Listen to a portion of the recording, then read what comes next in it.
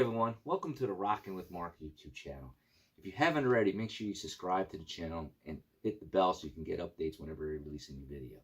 If you can, also to support the channel, check out www.ritortofamilybooks.com, where you can see the books that me and my daughter have written, including my book, The Kabbalah Saga Begins, and her series called the Invisible Girl series, also available at Amazon.com.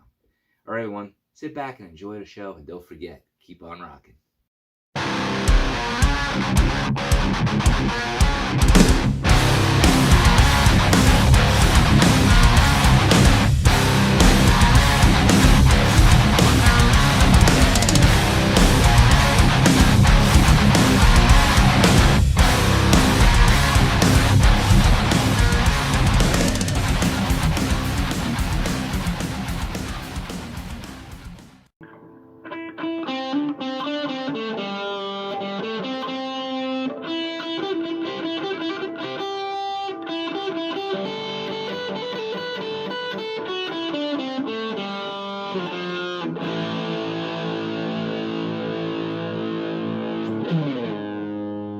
Everyone, welcome back to the Rockin' with Marc YouTube channel.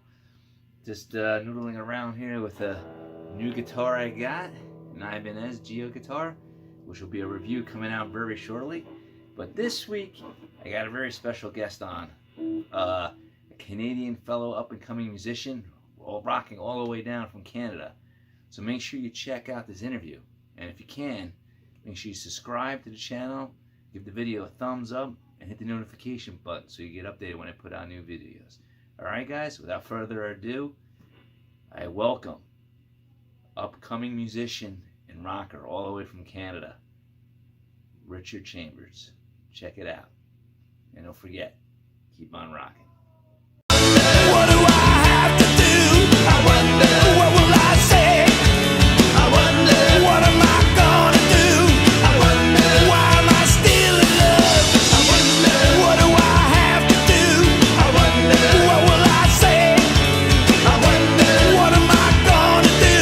I wonder, why am I still in love with you? Why am I still in love? Hey everyone, welcome back to the show.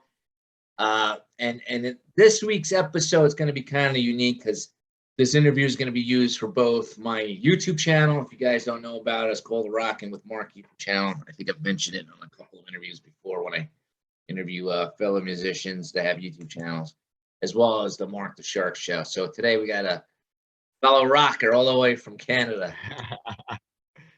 Hey, Marc, how are you? Richard Chambers, how you doing? Good, good. Yourself? Good, man. Good. Yeah, so I was watching your like usually what I do is I go over, the information on the people I interview before I interview them, and then I know what you got. I saw a Facebook page, and I think it was on your Facebook page. You had a YouTube video, so I didn't went to it. It wasn't in the information Okay. sheet filled out. So I saw you rocketed, man, and I'm like, kind of reminds, and it's kind of like unique, like they sound like your own original tunes, but you kind of remind me, and people probably say this to you, kind of remind me of Bryan Adams, not like the way you look. I think it's just the way you sound. Has anybody ever told you that before or no? I've heard Bryan Adams. I take that as a compliment. I'm a big Bryan Adams fan, and he's a fellow Vancouverite. Yeah. That's just by coincidence. Yeah. You guys are both from the same area. Yeah. And then let me see if I have it here. I think because your YouTube channel is Richard Chambers, just Richard Chambers, and it's you can check him out. He's got like a bunch of videos on there, and I thought that was pretty interesting. Oh, thank you. I've been compared to Bryan Adams. Yeah. Tom Petty's another name. Man, I'm a big fan of the 80s. Anybody who watches my YouTube channel, they know I'm a fan of the 80s. I'm a big fan of pretty much you name it from the 80s. I find that generation of music very unique in that you had everything, every single style. You had rock, you had whether it was just hard rock or heavy metal or glam metal or whatever you want to call it. You had your pop music, you had your R&B, you had rap or hip hop. You had dance music. A little bit of punk was in there. I mean, you had it, and it all sounded good. Nowadays, today's music, my kids listen to it, and I tell them this. I'm like, when you get older, you're probably gonna end up listening to my music, just like I listened to my parents' music. You There's some know, truth I to have that, to Mark. say, Yeah. I don't play that much of my 80s music around. I play it like when I'm by myself. I mean, they hear it by if they're in my car or whatnot. Yep. But whereas with my parents, they always had the radio on, listening to their particular style of music, which would be like 60s and 50s and Motown. And, Yep, which is great stuff. it was all good. I mean, and Yep. it just the 80s genre. I would say that pretty much everything up to probably like 2000, 2010 and up. Everything had its own unique style, right? Like look at it pop. You had like Michael Jackson, then you had Prince, then you had Bruce Springsteen, then you had U2, then you had Madonna. Yeah. All pop, all sound different, right? Yes. Yeah. Being in the metal, right? You had the Rat, you had Dokken, sounds different. You had Mountain, you know what I mean? It's just different. So the beauty of the 80s was that it was the last generation or last sort of decade of music where you could hear all of it together. Now we've siloed and compartmentalized it so much that you have to go off into an R&B world. You have to go off to an EDM world. Nothing is played together anymore. And the 80s did it. Like you mentioned, all those artists, they were played on the same radio station. Yeah. Z100. Now you don't find that. You get down there, but the popular one over here by me is like Z100, WPLJ, Yep. Hot 97. I mean, they had some unique stations more geared towards like hip hop or R&B music, but for the most part, you just went on PLJ or Z100 and you heard a variety of music, and you would hear like I don't know if you remember Casey Kasem Top 40. Oh yeah. On Sundays, I used to listen to it religiously and record the songs on my little cassettes. Right? Yeah. Every song that was in the top 10 was from a totally different genre. So let's talk about you. How'd you get started? Because I'm guessing you were kind of like me, like a late bloomer music. Am I wrong or? Yes and no. I've sort of gone through different evolutions of music. I mean, it all started like for a lot of us, it starts with parents. Mom and dad were huge music fans. My dad was a guitar player. As a little kid, I thought it was the coolest thing. I used to sit and watch him figure out songs on the stereo, and he'd drop the needle on the turntable, and he'd figure out the chords and write the lyrics down. I thought it was the coolest thing ever. So as a little boy, I wanted to be like Dad. So when I got old enough, my mom encouraged me, got a guitar, and encouraged me to get into lessons, that sort of thing. So both mom and dad sort of steered me down that path. And so music was everything in high school, and I had a band, all that kind of thing. And I was going to be the next big thing. And I got out of high school and started playing some real cheesy dives, barely making any money, a couple of rounds of beer at best. And finally, I did probably the smartest thing I ever did, Mark, is I said, to heck with this. I got to get something else. I went back to school and then got a bachelor's degree and a master's degree. And now I work in post-secondary education. But all along the way, I still kept the music going. And so I played in bands and had a family and everything else, but I never did a serious push into it. Only in the last couple of years, I sort of looked in the mirror and I said to myself, Rich, why aren't you doing your life's passion? And I didn't have an answer for myself. So I committed myself right there and then. I'm going after it full time. I've got years of music stock behind me. I've got years of songwriting behind me, and I'm going to start pushing it out there and get it going. So that's the last 2 years have been a major full-time commitment. So it's been a blast, absolute blast. I'm chasing a dream, and why not? Yeah, it's weird how life gets in the way, right? I mean, you got to feed, you got to eat, right? Of course, yeah. Of course. But I always, I've had some people that were lucky, I've had on my podcast or on my YouTube channel that were lucky. Some did it younger, younger ages where they were able to make a living, or relatively young in their 30s doing what they like. A bunch of them make money off the YouTube channel doing music, but it's all surrounded around music. So I find that interesting. So, and I noticed a lot of the stuff on your channel that at least what I listened to prior to doing this interview with you, sounds like it's all your own unique material, which is good, right? Thank you. Who would you say were your early past, present influences musically, other than your father? Were you more Bryan Adams, like 80s music, or? I was a kid in the 80s, so yeah, I was influenced by Adams and Springsteen and Prince and that 80s push. But my parents were big. It was funny because my mom was a big top 40 Beatles fan. My dad was a Waylon Jennings, Johnny Cash fan. So I grew up with this equal influence of country and rock, and it comes through in a lot of my music. You can hear some country influences, there are rock influences. As I got older, started playing guitar. Suddenly I discovered the blues, B.B. King, Freddie King, Buddy Guy, John Lee Hooker, and I thought these are the coolest guys ever. And my grandparents used to listen to Dean Martin and Sinatra, and I sort of rediscovered all that stuff too. And so the big band stuff I absolutely love. So there's a huge pile of things sort of filtering into my music. But the first things that really took me off, I was a big Beatles fan. I was just getting into music when John Lennon was shot in 1980, and that introduced me to the Beatles. And from there, I just went crazy on the Beatles and Lennon, and so that was sort of the number one big influence.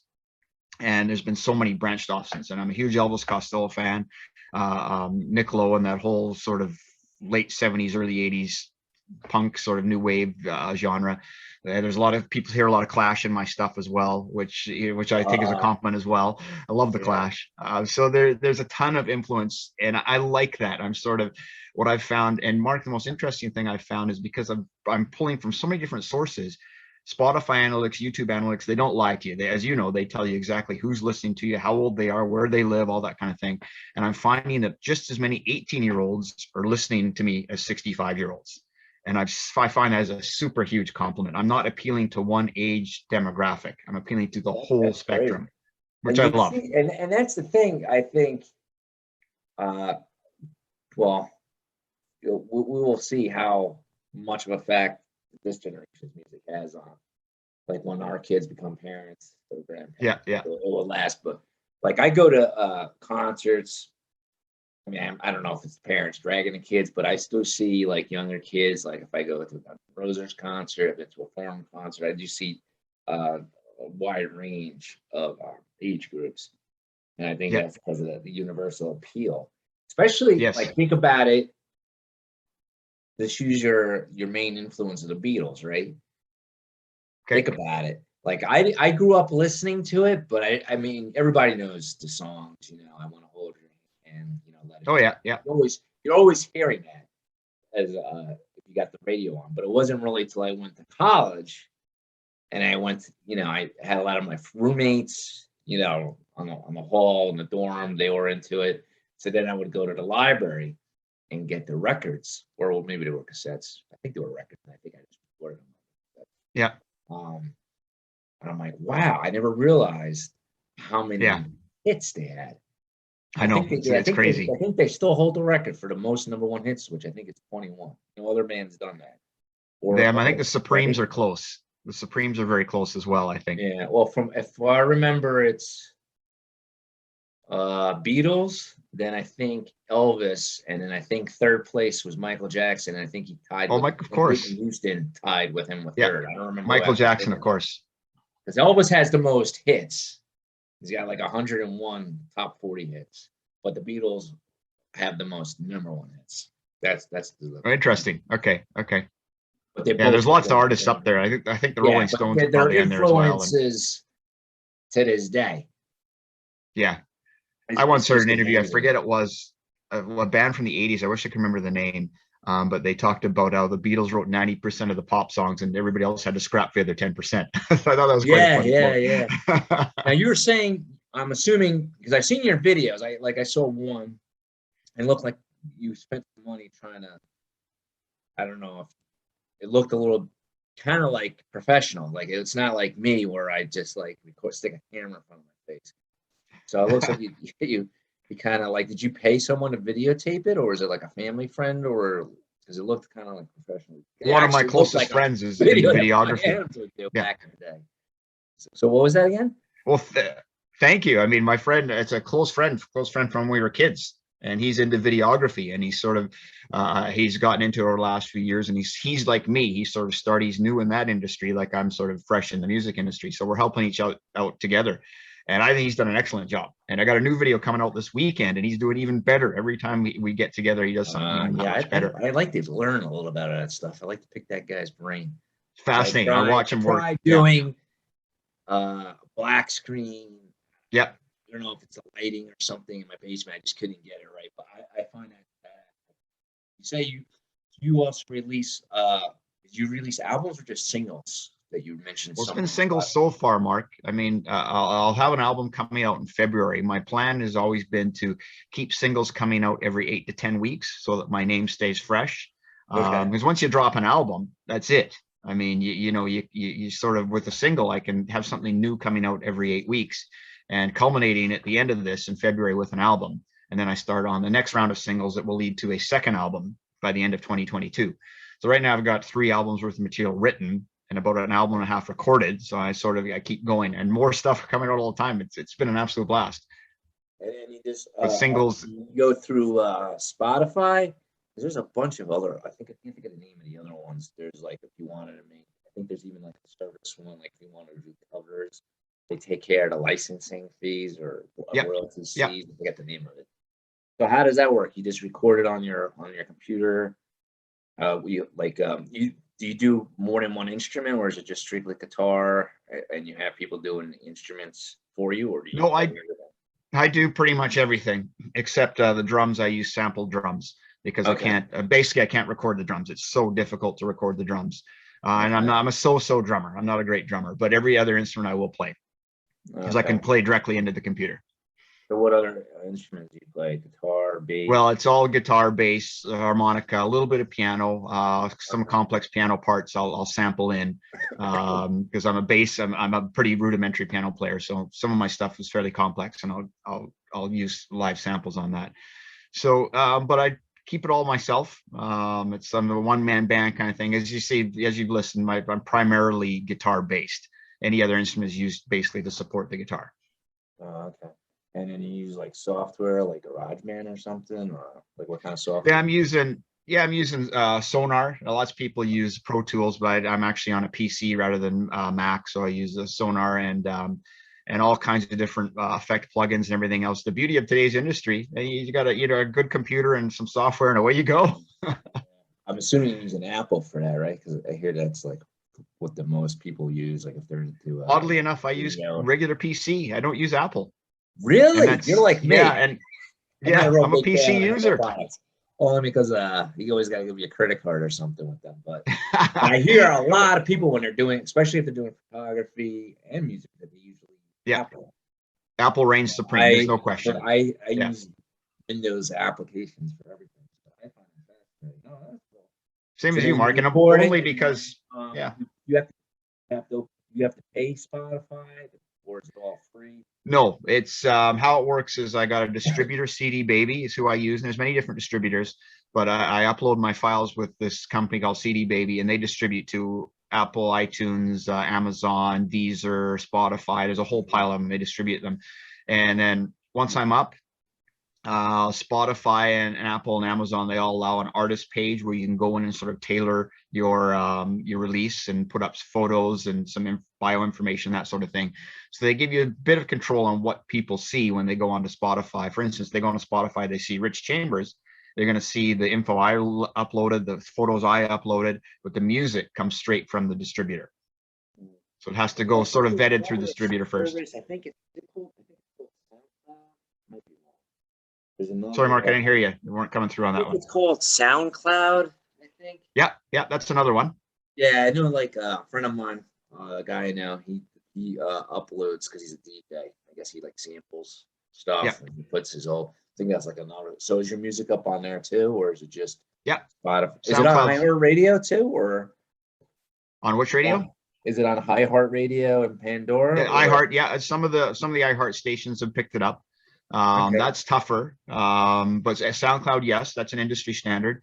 And now the big push I'm doing now is iHeartRadio. Lots of independent internet radio stations are playing me, and the tougher ones are the iHeart and commercial radio, and that's what I'm really trying to push right now, is get into commercial radio. And then what about like on Amazon, like Amazon Music? Is that easy to get on for you? Fairly easy, yeah. I mean, it's easy to get onto these platforms. The tough thing is getting people to listen to you once you're on the platform.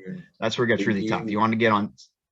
All right, so you focus more on like podcast interviews and stuff. Cause it's like different from the old days, right? Like you had to get on TV, and I wouldn't even know how to get a TV interview nowadays. But yeah, I mean, but I guess in some ways it's easier, right? Easier and harder. Easier to get your stuff out there. Yes, I would think without like the big push, like with like a record company, it's harder to get your name out there. Yeah, you nailed it. Easier on one hand, harder on the other. Right. But yes, in the long run, if it works out for you, you keep more of the money, right? There's a lot. That's exactly right. Right. You hear these horror stories. Like, I don't ever heard. You ever heard the one? You know, New Edition, right? The band from the 80s. Yes. Yeah. You know how much their first album went gold, which prior to like I think 1987 or 1990s, you had to sell 1 million copies. You got a gold record. Now it's like 500,000, right? They got a VCR. I think each one of them got that was their payment. Isn't that nuts? Yeah. Because that's the contract they signed. They basically you signed sell their 1 life million away. albums, not singles. You know, you make more money on the albums. People actually had to, you know, go to the store and buy it. There was no Apple iTunes downloads. There's no physical LP they were buying. Yes. If you wanted to listen to it, you either went to the store and buy it, or you did what I did. You get up early in the morning on a Sunday and record the song for top 10 content. So they should have been getting like 50 cents to $1 out of every sale or something like that. They should have been getting. I think the big shots get like $1. I think Michael Jackson, I read somewhere, with the Thriller album, I think he got $1 per album. Yeah, that's big. And then you just look at how many millions he sold. That's a lot of money. And some of them might be more now. But I think a lot of the people now, because of it's obvious the way the industry is gone, right? Because you can't. No one really buys, right? They either download it or they stream it. It's streamed, right? I think the streamers pay you. They probably pay you fractions. Yeah, very little. I'm hoping, like if I'm listening to you on Spotify, I'm hoping you're getting some of the money. I got something. It's probably like what they do with the podcasters. It's like a very small, minuscule amount, but it's like 0.006 cents per stream, something like that. Listens, you know? So the main source of your income probably now, I'm assuming, well, except what with the COVID period was probably, I'm assuming you're doing some kind of touring, right? Well, I started this about 6 months prior to COVID. So at this point, I don't have a band. So at some point, I'm going to be putting together a band and touring, because you're absolutely right, Mark. The money is touring and merchandise. That's where the money is. Yeah. And it's funny because years ago, touring used to support the record sales because there was no money in touring. Now it's flipped the other way around. There's no money in streaming. The money's in touring. No money in touring back days? The tourists paid for themselves. Tourists paid for themselves. And then they were the big push. That's also when touring tickets were a lot cheaper. Now, if you want to go see, for instance, the Eagles, you got to pay $500-600 a seat. You know? I mean, they have a couple. You've seen a couple of bands, but it's so totally it shifted. Yeah, it shifted. I didn't know that wasn't a moneymaker. So no, the big tours made monies, of course, but most of the time the tour just paid. The philosophy was pay for itself and support the record sales. That was the philosophy. But we're going back to 70s, 80s, and a little bit in the 90s. And then it went flipped over. And I don't think people watch music videos anymore. I stopped watching. As soon as MTV started having reality TV shows, I stopped watching. Mark, a video still, you have to have it. It's an industry standard. I mean, I know a few people do it on YouTube, but I don't think they put it on. Is there a dedicated music channel now? I don't think they have. Not the same way there was with MTV. No. But YouTube's videos, YouTube is actually, I think, the most streamed and watched market. He gets more audience than Spotify even. So YouTube is still a place that people consume music on YouTube. So you have to still have. I wish I could think of the artists. There's a couple of channels I follow. You know, mostly female singers that are doing copies of like 80s rock music. Like I can't think of the lady's name. She's got long black hair. She's like a knockout, and she sometimes she brings like another redhead singer on there, and they do covers. And I think they're like from Russia or Romania. And she's got a lot of viewers. Even if I knew the name, I would probably even be able to enunciate it. Like, really hard to say. And then I see like a couple of other people. Oh man, what's the name of that? Boys Band, Boys Avenue. I don't know if you ever see that one. No. They're brothers. They actually, one of them was the vocal coach for some television show, kind of like shows where they like not American Idol, but something like that. I think it was Voice. The Voice, sure. Yeah. So it's Boyce Avenue, Boyce. and their specialty, which a lot of people do, I guess it's because it's easier to transition, is they do covers. Okay. But they're very well, most of it is either acoustic or on a piano, and Okay. it's like unplugged, and they do a really good job with the videography. That's like the only one I can think of. It's easier to say. Yeah. But I would say that that's probably the way to go. But some of these videos that these people put out, I'm like, they're not cheap. So I don't know if No. they're like you, they just happen to have a best friend out there, or the person's trying to make a name for himself too. But You know, I was fortunate. I think I'm a rarity because I have a very talented friend who is, you know, starting like me.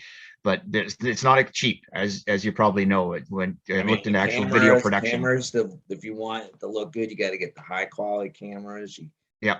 And you got to get the lights, and then you got to get that I know. software, and you got to know what the hell you're doing. It's hours of filming. Not easy. It's not. My last video, we spent 10 hours to film a 3-minute video. I mean, it's crazy. Wow. Yeah. Shit. And do you use the same locations? Or is it like different locations? Like, is it a location where you know you're gonna have absolute access with no one bothering you? Or We've stuck our last 3 videos, we stuck with static locations, and it's been tough, Mark, because with COVID, we couldn't go into group settings or locations with numerous people. So we had to pick isolated scenarios or outdoor settings, that sort of thing. So it's opening up a little bit more, where we're getting a little more options now that things are opening up a little bit more. But we've also stuck with static locations because that's cheaper too, and it's easier to film and that sort of thing. So I'm learning too. It's interesting learning the whole world of videography. It's just, I had no idea how complex it is. Like most people don't know how complex it is to record an audio track and you know, to do a video. It's way tougher and way more involved than what most people realize. What kind of guitar do you usually find yourself playing? Is it like a Fender or Gibson, or like what's your? I have a few. My go-to actually is a Telecaster, but it's a PV Telecaster, not a Fender Telecaster. And I have a Ibanez guitar that I use, but the PV one I go to mostly. And I use a Fender twin amp. I love the Fender amps. And I plug it directly into the computer, because if I played it too loud, I would be pissing off all my neighbors all the time. Yeah, those amplifiers can get pretty loud. It's just amazing with this. So actually, I'm too lazy to get up and go get it. But the people who watch my YouTube channel, I'm gonna be doing a review of it. I just went to Guitar Center this week. Okay. Black Friday, actually, yesterday. And I was there, and I'm like, all right, because I'm lucky where I work. I work for a big company, and they're trying to keep people healthy. So what they do is they give you subsidies. So if you go to the gym, if you buy sneakers, like especially during the lockdown, people were working at home. So if you bought weights, they would reimburse you. Well, this year they added music instruments. Oh, nice. So I'm like, all right, I wanted to, I knew I needed to get a keyboard, even though I liked my keyboard. It's a Yamaha, but there was no MIDI interface. And I'm like, usually my daughter records me, and it's hard to see my hands when I'm doing my video lessons, like my piano lessons online. So I figured, all right, let me get a MIDI one, and this way it'll interfere. I get some software, and like they'll see my hands on the screen and stuff. And then I'm like, I was itching for a Gibson, but I just can't justify spending like $1,000 for a studio that used to be $500 a year ago. I got like, LTD Eclipses that I think are just as good, and I got an Agile where I upgraded the pickups. The Seymour Duncan, I think they're just as good as any studio, if not better, even better than studios or the tributes. And there's lots of good budget guitars. I'm like, let me see what they got, and I spent time like I can't find anything that's like hit me. Then I found this Ibanez. It's a Geo, which is like the low line model. I got an SA and I got an S series, but for some reason the necks on the cheap Geos, I just like them. It's like a wider like neck, because I like the wide flat necks, not like like the baseball bat ones, like I like Les Pauls. I like the bodies and the sounds of Les Pauls. But I'm like, oh shit! So it's like a white guitar. It's got all the shark like That's neat. And I know like, I'm what like, you're oh, talking about. yeah, because I got, and it was like $160, and the one Geo before that I got on Amazon for 130. They're Yep. both GRGs, but different books. I'm like, There's a damn. lot of great budget guitars out there. Really, there are. Yeah. I'm like, holy Yeah. shit. Because I got an SA. I love the way it looks, but I just don't like the mix. And they didn't want to sell it. 'Cause I was actually going to sell that, my S series, and my old Geo, and then buy, I think there's this one called Black Label, but I didn't know what it feels like. That's why I wanted to go to the store to actually feel it. Because during COVID, I was buying guitars like nuts because there was nothing else to do. But it was all sight unseen. I was just buying. Yeah. I was going through a spree there, and I was buying and selling them and stuff like that. Yeah. Well, so interesting things. So then you Yeah. get and now they got all the software and all these like different amps that interface so well. I'm actually going to do another review. It's actually not new. It's called Boss E-Band, right? Okay. I got the older. I'm familiar with this. Yeah, it's Boss E-Band JS8. They got a JS10 that's 4 years. Mine's 8 years old. It's like this little device. It's an amp with multi-effects and MC built into it. It's like a Superbio, whatever, hot tone Superbio, whatever they call it now. It's like that, but the only difference is it's got all the pedals in it. You can build your own patches. It's got they have tons of more logical preset patches for each genre, whether it's blues, R&B, jazz, metal, rock, hard rock, you name it, they got it. Even works with bass. You plug it in. It's got a built-in recorder into it, so you can record it's great your stuff. music, and then you can export it to a USB drive or go directly from the USB to computer. And it's like a band. It's like what they call it, E-band. You could put backing tracks on. You can loop it. And record yourself with the backtrack. I'm like, this shit's great. The technology is amazing. And that's amazing. Like years ago. I'm like, I wish I knew about this back like years ago. I'm like, this thing's freaking great.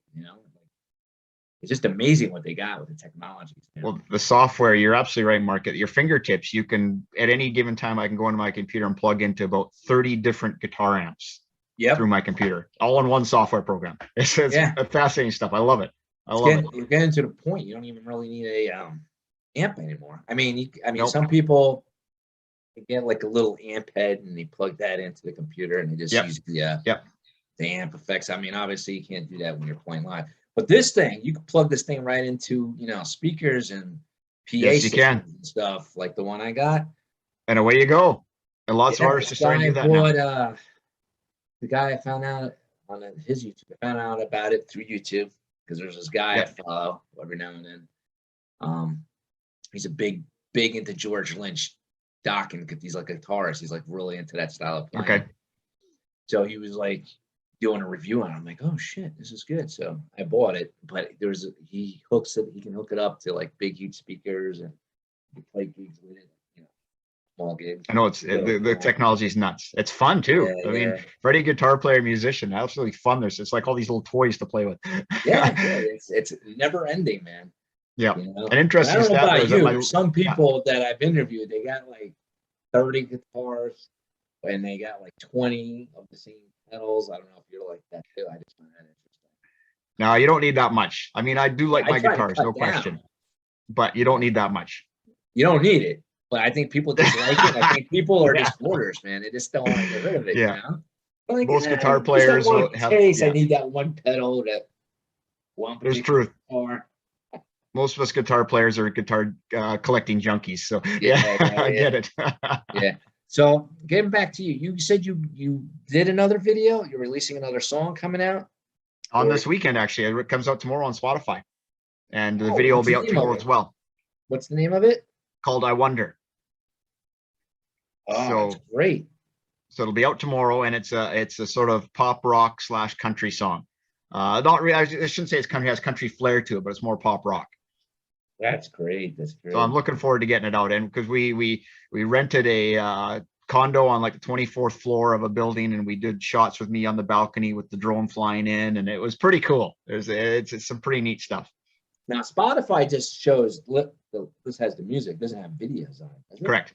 Correct. Okay. So it'll So be they up would on have to go to your Spotify. YouTube channel, Yeah, Rich Chambers. That's go to my YouTube channel for the video. Now, I'm assuming to everybody listening who wants to listen to you on Spotify and on our radio, I'm assuming they just search for Rich Chambers, or is it Yep. a certain type of link? No, Rich Chambers. I mean, anywhere, if you went to Google, went Spotify, Rich Chambers, I will pop up. You know, hashtag Rich Chambers on Facebook or Instagram, you'll find me. And I've worked hard in the last year and a half to make my name very accessible if you do a Google search. So I'm popping up. The algorithms are up there. Your Facebook was like, it had like Santa Band in it. Santa's Rockin' Band. Yeah. That's my actual Facebook ID, because that signifies that. Band. I'll put that in both the description for the podcast. And thank you. Actually, that was the first and definitely the YouTube channel. I'm trying to think. Do you have a website? Because I didn't see that on here. richchambers.com. Okay, it's pretty simple. Yeah, richchambers.com's website, and then from there links to everything on my website. So that usually I'll probably be on your website. Facebook too, right? I can just grab it off there. Yeah. Okay. I've got everything interconnected. So there's a lot of marketing. There's a lot of social media marketing goes on. Yes. I always say to musicians. I know. Yeah. I know. Like, you're half musician, half marketer. Yeah, you got to be a marketer that's as well. the hardest part, right? Like so people don't know, I have my other podcast, Marc the Shark MMA Show, and I did a lot of that. I have the website for this one, Rocco Marcus, is pretty much the Facebook page. I'm trying to decide if I should I'm going to build a website, but I don't know if it should be like I have with the other podcasts, is the podcast name or just like an umbrella. Yeah. You know, like Shark Media or something, and have everything on that website. I haven't come to that. Just like, but you know what I'm talking about. I don't have a YouTube channel for it yet. I have it for my other podcast, but this, like I said, this is going to be for guys who want to watch the video. It's going to be on the Rockin' with Marc channel. I'll have a link to that in the podcast description notes, as well as Richard's website and a link to Spotify as well. Oh, thanks, Marc. Yeah. Great. It's great having you, Rich. It's always a pleasure talking to fellow musicians. It gives a break, because I talk on this podcast. I talk to authors. I talk to Sure. I've noticed. Yeah. It's all good. But it's great stuff. When I find out it's a musician, especially a person that's like you, that's trying to, get the name out there and do stuff with it. It's just starting and banging on those doors, Marc. It's been a lot of fun. It's been a crazy journey, but a lot of fun. Yeah. Enjoy it, man. And I'll be on the lookout for that song that's coming out this weekend. It's coming out today or tomorrow? Tomorrow. Yeah, tomorrow. On Sunday. I wonder it's called. For that. Yeah. And Thank you. You know what I'll do? Maybe I'll do you a favor. I'll make like a 30. Maybe I'll take like 30 seconds of it.